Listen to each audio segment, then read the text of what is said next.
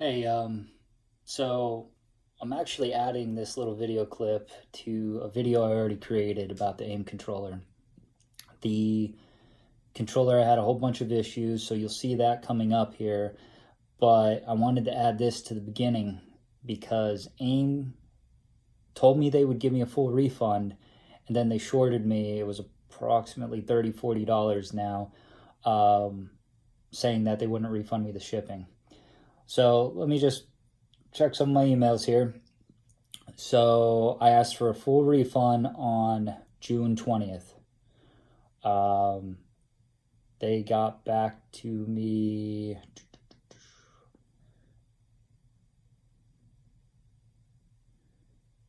June 26th.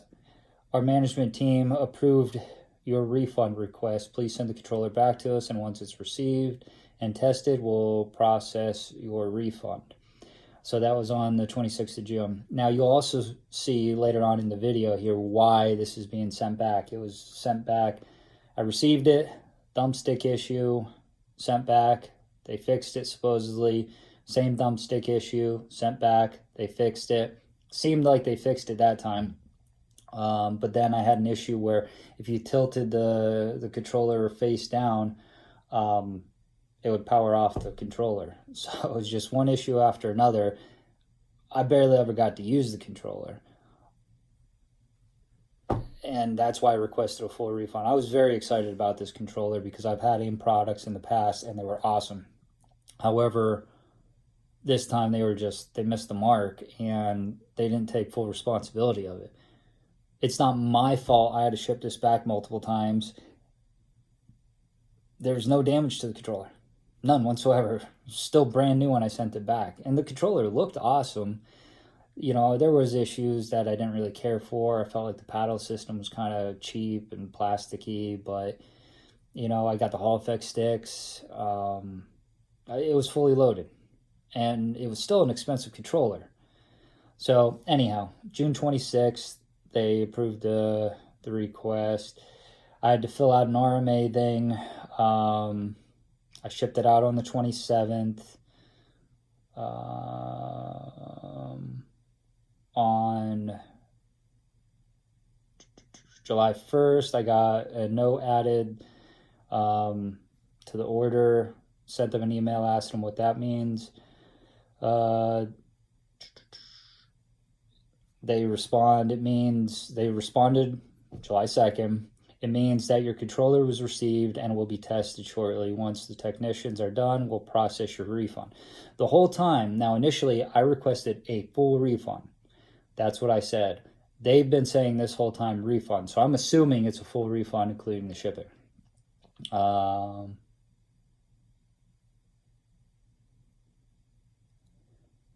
July 17th. So you'll see later in the video, one of the times I sent the controller back to get fixed, that's when they released the Hall effect thumbsticks. So since they already had it for repair, I paid the extra amount to get the Hall effect sticks added. So they supposedly did that, which I questioned because I had the same problem with the thumbsticks after they put new thumbstick modules in there. Weird, but whatever. They claim they put it on there. I have no way to say they didn't because I'm not that technical. I didn't take the controller apart, which would have voided the warranty. So July 17th, they did refund me the full amount for the Hall effect sticks.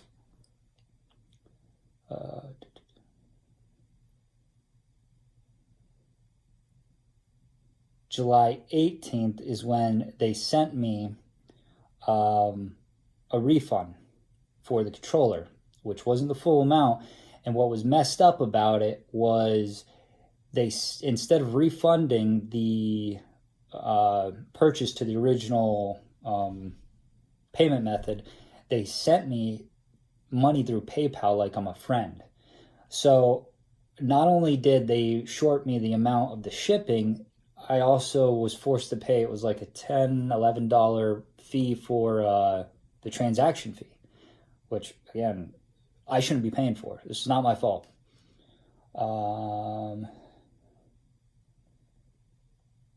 And then the other part that made it kind of crappy is when I bought this controller, I used like one of my junk emails that I don't really have attached to anything. So they refunded, or they sent the money to that email, which then I had to attach to my PayPal, and it was just, I had to wait I think over a month to get the money where it would actually release to my account because of that. So let's see here.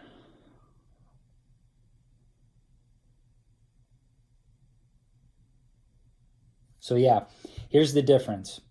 I sent them a screenshot and it said, you're way out from my full refund from the original purchase price. I attached a screenshot, my PayPal account for the original purchase amount, and screenshot of the amount you sent me.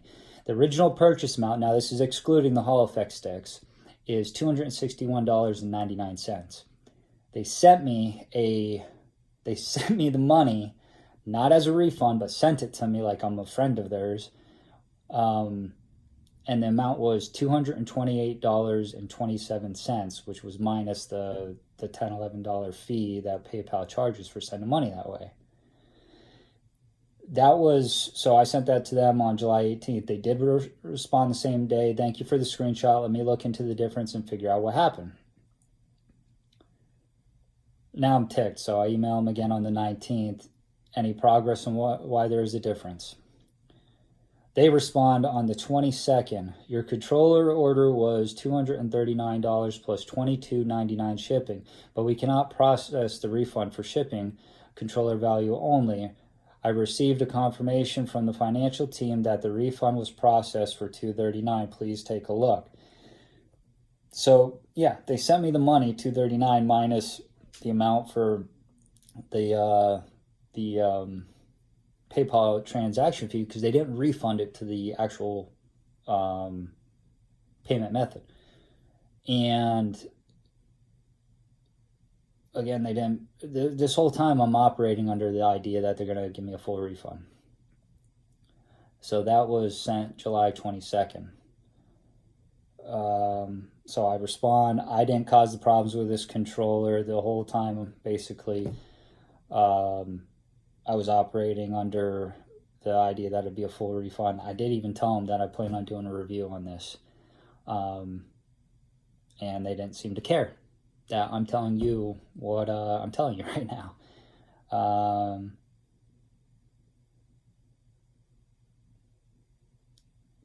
23rd, they said they'll take a look into why the PayPal transaction fee was taken out. Yeah, it was $10.73. So they did send the money for $239, and PayPal took a fee of $10.73.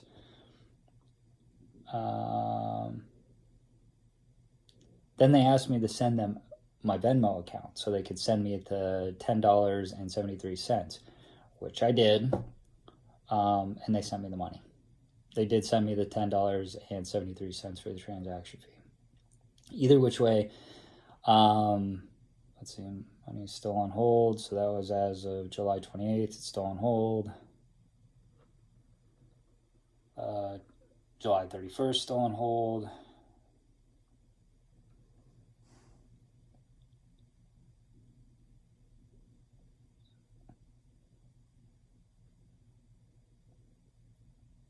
So I told them August 6th with a screenshot, I requested a full refund. They responded that the refund was approved. One would assume that would be the full amount that I paid. At no point did they say I would not get the money for the shipping until after they sent me the refund. Because here's the other thing, is they did offer to build me a whole brand new controller. So had I known I'd have been shorted the $23 or whatever it was for shipping, I'd have probably just said, all right, you know what, I'll take the hit. Send me another controller. I wouldn't have taken the loss on the $23. I did want their controller because I've had them in the past. They worked great. I expected better out of them. Now I'm out to $23 for no reason other than the fact that they sent me a piece of crap product that they couldn't fix. So their quality control is awful over there. So they send me back a screenshot of the little snip where it said that they approved the refund, or no, they didn't approve the refund. After I asked about the refund, and they would look into it because I'm assuming they were under the same assumption that it was going to be a full refund as well. That's when they decided to tell me that they couldn't refund the shipping. So either which way, this has gone through. The last correspondence was August 7th. Just totally bad quality control over there, totally bad customer service. I'll never buy from that company again. I do have a hex controller with the Hall effect sticks, everything. I did the Kickstarter for that, and it was quite a bit cheaper. Everything said and done. So I will do a review of that controller once it comes. So please keep watching. I know this is a little bit of a rant, but I wanted to be straightforward with you guys so I can go over my emails in the process of why I'm telling you not to buy from this company. It sucks. I had their version 1 aim controller for the PS5, and it was awesome. Now, like all regular thumbsticks, eventually they go bad. Fixed it myself a couple times, and then just gave up on it. And tried a couple other controllers I didn't like, so I went back to AimController. And the controller looked awesome, felt good in the hand, except for the back paddles felt cheap. But other than that, it seems like a great controller. Until my thumbsticks, which you'll see later on soon in this video, started sticking in the downward position. So I take my thumb, I'm playing Warzone, I take my thumbstick off, or my thumb off to hit another button to take up the map or something else, and my guy's still like looking down. So that was the first problem. But anyhow, I'm going to get into that later. So I'm going to attach this to the beginning of my initial review that I was going to put out. But this is another reason why I would not go with AIM, because they didn't hold up to their word. I did not cause these problems with this controller. It was sent to me 3 times, not functioning properly. That's on them, not on me.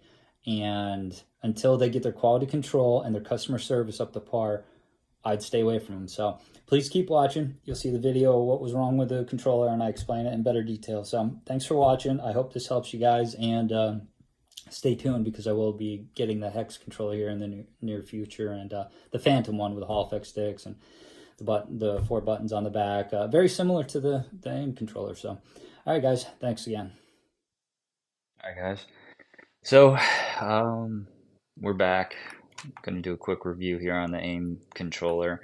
I was very hopeful that this would be a completely different video because I had great experiences with their V1 controller. So, I think I ordered this back around, I don't know, Christmas time, and it took a long time to get. But they were having a deal where you could basically load it up with everything you possibly could, and you would get it for one price. So it was a decent deal. Still a pretty expensive controller, but I figured I'd go for it. Since my V1 controller kind of crapped out on me, ended up with some really bad stick drift. It was well out of warranty, so I fixed it myself and got stick drift real bad in the other thumbstick, so I just scrapped it. But yeah, so here we are. It's the controller I ordered here. I really like the look of it. Has feels lighter than a normal controller, I'd say. I'm not really sure why, because it's basically a base stock controller with some added parts on it, so it should feel a little heavier. But that's basically it here. Now they come with magnetic panels that snap on and off. Because again, it was one price for everything. I got the clicky buttons. I don't know if you can hear them. They're not very loud for being clicky buttons, but you know, that's nice. Got the removable thumbsticks. I went with the Xbox style thumbstick heads. They're a little smaller. I feel like they grip my fingers better, so I went with that. This is magnetic and removable. It's kind of a pain to remove. You got to slide it upwards, but yeah, unless you're into changing your controller all the time, you're probably never going to pull them out. Went with the gray, with the white anti-friction rings. I stayed with the stock buttons because I like actually seeing the triangle, circle, square, X on it. Then I went with the blue aim grip on the back. I don't know if you can really see, but there's a bunch of little aim logos here. That's what causes the grippiness. And then you got the paddles here, and these are your sliders to go from a mouse click to full range. And that's basically it. The nice thing with this, say compared over Edge controller, that's made straight by PlayStation, is you have the 4 paddles instead of the 2. Um, you're gonna have better battery life because it's based off a regular PlayStation controller, which has a bigger battery than the PlayStation Edge controller. Um, yeah, this one also has the Hall effect sticks. Now, this is where I'm going to get into some of the issues I've had here and why I'm sending this back for a full refund and would not suggest anyone buy their product because they are having terrible quality control issues there. So, initially, it took a very long time to get the controller. I get it, start playing with it, and I will cut to a video that I took that I had to send to them to show what the issue was. So we'll do that right now. And I'll forgive you. You'll forgive me? I don't think so. So yeah, you should be able to see from that real short video clip that when I sent it back to them, I'd move the joystick down instead of snapping back like it does there. It would stay down. It would also do the same if it was on the sides. It would stick in place. So I sent it back, and while they had it at their facility to do the repair, I saw on Instagram that they were now going to do the Hall effect sticks. So I reached out to them, asked them if they'd be able to install them. I had to pay like an extra $50 to get them installed while it was in for the replacement, which was fine because I wanted the Hall effect sticks. And because there was like a time period, I want to say it was like April 1st.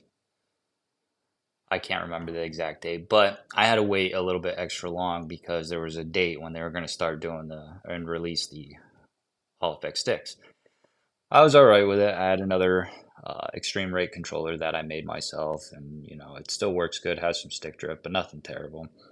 So I was using that in the meantime, and finally, after a very long wait, I get my controller back with the Hall effect sticks. One thing that kind of bothered me, I did reach out to them and they responded and guaranteed me, but there was nothing on the repair slip or the order slip that said that the Hall effect sticks were in fact installed. They guaranteed me that they were. Okay, cool. At least I have an email saying that it's on their end, they see it. Start playing with it again, and what happens again? The same thing. The stick sticks in the downward position. So now, I'm really irritated. I'm going months without my controller that, although it was a deal, was still pretty darn expensive, and I can't even use the thing. So, send them another video. They send me another shipping label, send it back. All right, cool. They had it for, I want to say a month and a half before I got it back. I could be a little off on that, plus or minus a couple days, but they send it back after I emailed them I think a couple times because I was wondering where the heck this thing is. Like, I already sent it back once for this problem. You guys supposedly put the Hall effect sticks in there, yet I'm still getting the same problem with the joystick or thumbstick, whatever you want to call it. It makes me wonder what the heck's going on here. Like, if you put new joystick or thumbstick modules on that are Hall effect, and then I still have the same problem with the stick staying down, it raises some questions for me. So they send it back. As you can see, works fine now. Then I notice I'm playing on the PlayStation, playing some Warzone, and I flip the controller upside down to check out the panel or the panels, the back buttons. Because I noticed one knock on these two is although you can see they're textured, it's very like slippery here. It's not really grippy at all. Like if they put this texture on here, oh, it'd be awesome. Well, whatever. It is what it is. These are plastic. They're cheap, but they are nice because they're in a great position, and you have four of them that are all remappable, programmable, whatnot. Anyhow, I have it flipped like this, looking at it, and I noticed that the controller powered off. I see on my TV, when you power down your controller from the PlayStation, maybe because it's dead or you're switching controllers or whatever, it'll ask you to please, connect a controller. So I'm like, that's weird. So power the controller back up, flip it back over, and I hold it, and I'm looking. They have the light that's here. I'm looking at that, flip it over, and I can see it powers itself off, and I get the same notification. So I'm going to cut to the video now of that. All right, so here you go. You can see that the controller is on, the light's on. Now if I tip it upside down,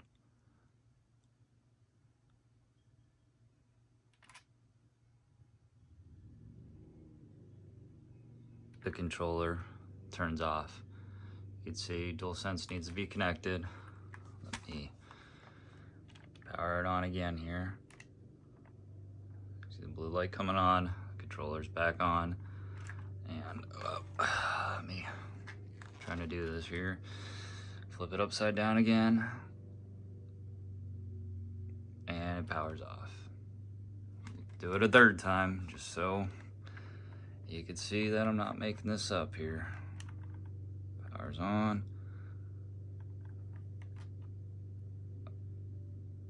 You can see the light on. Light went off. DualSense wireless controller disconnected. So yeah, there you go. So many issues. So I paid for this with my own money here. Luckily, they are going to give me a full refund, despite the fact that it was customized with my gamer tag on here. Yeah, it's just, I'm very disappointed because I had high expectations for them. I had the V1 controller and loved it. Yeah, it wasn't perfect, but at the time when you had the V1 controller, it was pretty much the only, whatever you want to call it, pro controller. But I love having the back paddles like you see on, say, the Xbox Elite. So again, let's see, is there anything else to knock on here? So this is supposed to be carbon fiber, right? So it's just basically carbon fiber like painted and dipped. It's not real carbon fiber. You can see that, it's just plastic. Which, whatever, that's neither here nor there. This is just real smooth. It's just, I don't know if it's hydro dipped or what the case is there. This is a different piece here. It's their own proprietary piece. It's a little thicker than what you see on the regular PlayStation one, so you can't change it out if you wanted to with any other ones. These the clicky buttons now. I noticed that I put these on my extreme rate one, so there's a little bit of rattle with them too, because then you don't have that rubber that's kind of pushing the buttons up as much. So you probably hear that a little rattle, but that should just be the buttons here, which really shouldn't cause a problem when you're playing it and you're holding it this way. No problem. And honestly, even to be fully transparent here, when using this controller, as long as it's held in your normal position, it wasn't shutting off on me. But I'm just so fed up with how much I spent on this. It should work perfectly the first time I get it, and to have to send it back now, this will be the third time. I'm just done with them. It's sad. It's very unfortunate, but I'm not going to deal with them anymore because this is just nonsense. They did offer to send me a whole new controller. They would build a new one from scratch and send it to me, but it's at this point, I want definitely a controller that's going to work. I'm not going to have any issues with. Let's see. Do I have any other complaints? No, I mean that's other than that, it's great. If you again, this is an impromptu video because I have to send this out to him. I'm sending it out to him today. Now you got the full range of motion there for, say, your racing games or whatnot. Again, these are real slippery, but the paddles are in an optimal position when you're holding it. They're pretty clicky. I don't know if you can hear that. Yeah, I mean, I had high expectations, and I love the look of it, love the feel of it, playing with it. Now, like I said, it does work, except for if I turn it over, it powers off, which something's loose in there that's either causing a short, or maybe the battery plug is loose, and when I flip it over. So I've taken these controllers apart on my own, and the battery plugs downwards. So if I flip it over, the plug might be pulling out. So that could be what the issue is. It could be something as simple as that, where I could probably fix it myself, but I shouldn't have to. And if I was to try fixing it myself, I know from fixing the V1 controller, they put little aim stickers over the screws. So if they're busted, that is a way for them to tell that they could void the warranty that you messed around with the internals. So you can't even attempt to fix it yourself. But yeah, I mean, the customer service for the most part responds daily. At least they're addressing it. They are giving me a full refund. But again, for how much you're spending on these, with all this, even with the deal, I want to say it was like $300, and that might have been before adding the $50 for the Hall effect sticks on there. I actually have to go back and look at the receipt to make sure that they do refund me all my money like they're saying that they will. But yeah, guys, that's my brief review on here, my brief gripe, and why I would suggest staying away from this company.